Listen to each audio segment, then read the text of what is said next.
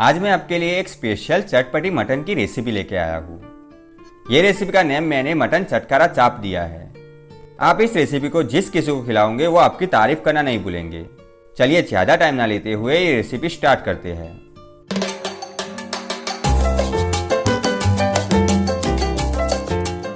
सबसे पहले ये रेसिपी बनाने के लिए हम मटन का चाप वाला हिस्सा लेंगे। आपको मटन चाप बाजार में बड़ी ही आसानी से मिल जाएगी। अगर आपको चाप वाला मटन नहीं मिलता है तो आप रेगुलर मटन भी ले सकते हो। इसमें मटन के टेस्ट में कोई भी चेंजेस नहीं आने वाला। अगर आपको मटन चाप नहीं मिलता है तो आप रेगुलर मटन भी यूज कर सकते हो। इसमें कोई टेंशन वाली बात नहीं है। अगर आपको अपनी तारीफ करवानी है तो आप चाप वाला मटन ही लीजिएगा, क्योंकि जब आप इसको बनाओगे तब आप इस मटन चटकारा चाप को देख के ही खुश हो जाओगे। तो जिस किसी को आप खाने के लिए दोगे वो देख के बहुत ही खुश हो जाएगा, क्योंकि उनको कुछ यूनिक सी रेसिपी लगेगी। अब मैंने इस मटन को पानी से अच्छे से धो लिया था और इसके बाद मैंने मटन को एक बड़े से बाउल में ले लिया है। अब इसके ऊपर 1 चम्मच नमक डाल देंगे और नमक को मटन के साथ अच्छे से मिला लेना है। उसके बाद 2 चम्मच जितना अदरक और लहसुन का पेस्ट डाल देना है। अब इन सबको अच्छे से मिला लेना है।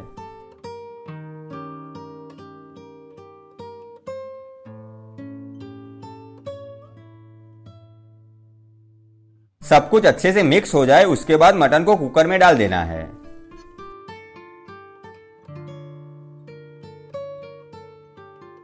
अब इसमें आधी गिलास जितना पानी डाल देना है, क्योंकि हमें इस मटन को बॉईल करना है।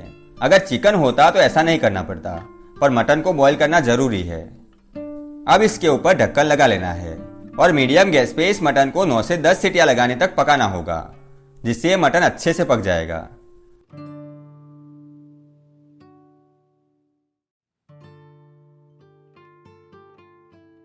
अंदाजन से इस कुकर की मैंने 10 सीटियां लगाई है, तो अब मटन को हम चेक करेंगे।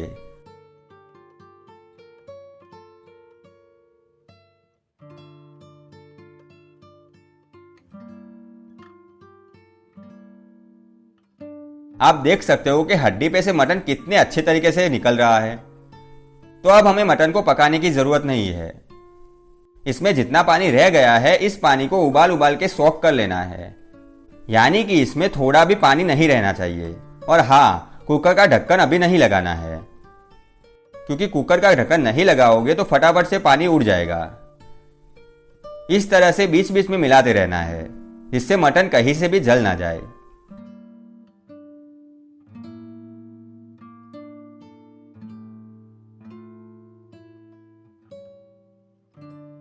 आप देख सकते हो कि सारा पानी सोख हो गया है। तो अब इस मटन को एक प्लेट में निकाल लेंगे।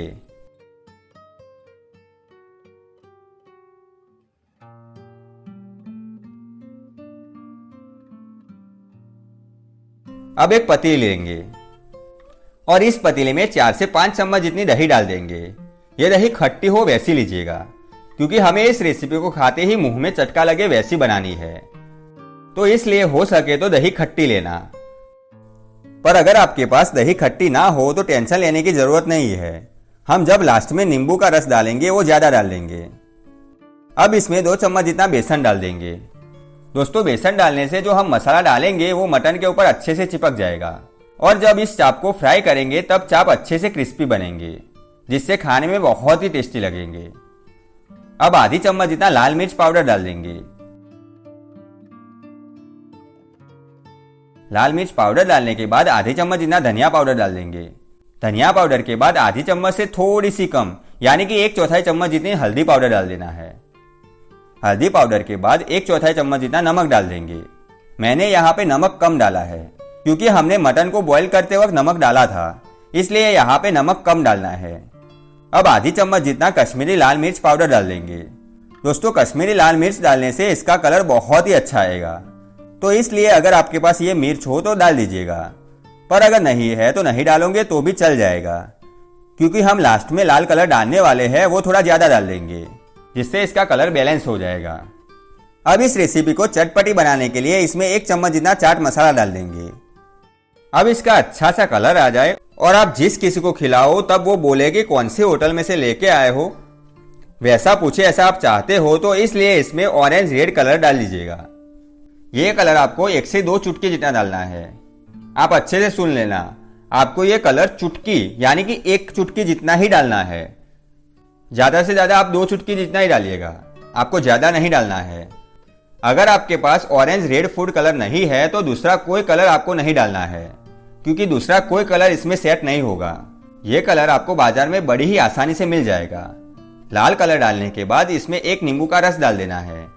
जैसा कि मैंने आपको पहले बताया था कि दही अगर खट्टी कम हो तो यहाँ पे 2 नींबू का रस डालिएगा, जिससे ये खट्टा अच्छे से हो जाएगा। अब इन सबको अच्छे से मिला लेना है। दोस्तों मैंने इसको मिलाया है पर यह ड्राई हो गया है, तो इसलिए मैंने इसमें दही का पानी डाला है, जिससे इसको आसानी से मिक्स किया जा सके। अगर आपके पास दही का पानी नहीं है तो रेगुलर वाला पानी भी डाल सकते हो, पर हाँ ये जो कुछ भी आप डालो वो थोड़ा थोड़ा करके ही डालिएगा, क्योंकि ज्यादा डालोगे तो ये सब कुछ पतला हो जाएगा। और हमें इसको मीडियम थिक वाला पेस्ट बनाना है, यानी कि गाढ़ा पेस्ट बनाना है। अब हम इस तरह का बड़ा सा बाउल लेंगे और इसके अंदर बॉईल किया हुआ मटन डाल देंगे।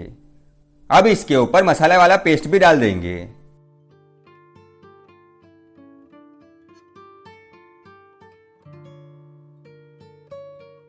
अब इन सबको अच्छे से मिला लेंगे। आप मेरी मानो तो एक बार इस रेसिपी को घर पे जरूर से ट्राई कीजिएगा। आप चिकन दाना भी खाना भूल जाओगे, इतनी अच्छी ये रेसिपी बनेगी। अब इस ओर मैंने तेल गर्म करने के लिए रख दिया था। मटन तेल में डीप हो जाए इतना तेल लीजिएगा। तेल गर्म हो जाए उसके बाद आपको एक एक पीस फ्राई करने के लिए डाल देना है। जैसे हम चिकन दाना फ्राई करते हैं वैसे इसको आपको फ्राई करना है। हमें इस रेसिपी में एक फायदा यह है कि इसको ज्यादा पकाने की जरूरत नहीं है। जैसे ही बाहर से अच्छे से क्रिस्पी हो जाता है उतनी देर ही आपको इसको फ्राई करना होगा। पहले 30 से 40 सेकंड तक इसको कुछ भी नहीं करना है। 40 सेकंड के बाद इसको पलट पलट के फ्राई करना है।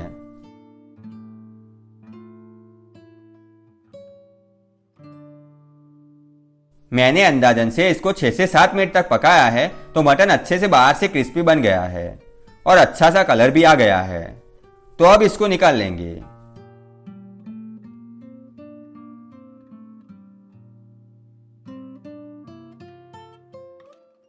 अब दूसरे मटन को तुरंत फ्राई करने के लिए नहीं डालना है। आपको 1 मिनट तक तेल को गर्म होने देना है, उसके बाद ही दूसरा मटन फ्राई करने के लिए डालना है। अब इस गर्मा गर्म मटन चाप फ्राई को सर्व करेंगे। आपको ऐसा लगेगा कि मैंने इसकी साइडों में सिल्वर कलर का क्या लगाया है, तो दोस्तों मैंने ये सिल्वर फॉइल को व्रैप किया है, जिससे जब इस चटकारा चाप को आपको खाना होगा तब यहां से पकड़ के खा सकते हो। अब आप भी अपने घर पे ये मटन चटकारा चाप बना के टेस्ट कीजिएगा और उसके बाद मुझे कमेंट करके जरूर से बताइएगा कि आपको ये रेसिपी कैसी लगी। वीडियो अच्छा लगा हो तो वीडियो को लाइक कीजिए और अपने दोस्तों के साथ शेयर कीजिएगा। और ऐसी ही इंटरेस्टिंग सी रेसिपी आप सीखना चाहते हो तो आप हमारे चैनल को सब्सक्राइब कर लीजिएगा। चलिए दोस्तों आज के लिए इतना ही, फिर मिलेंगे एक ऐसी अच्छी सी रेसिपी के साथ।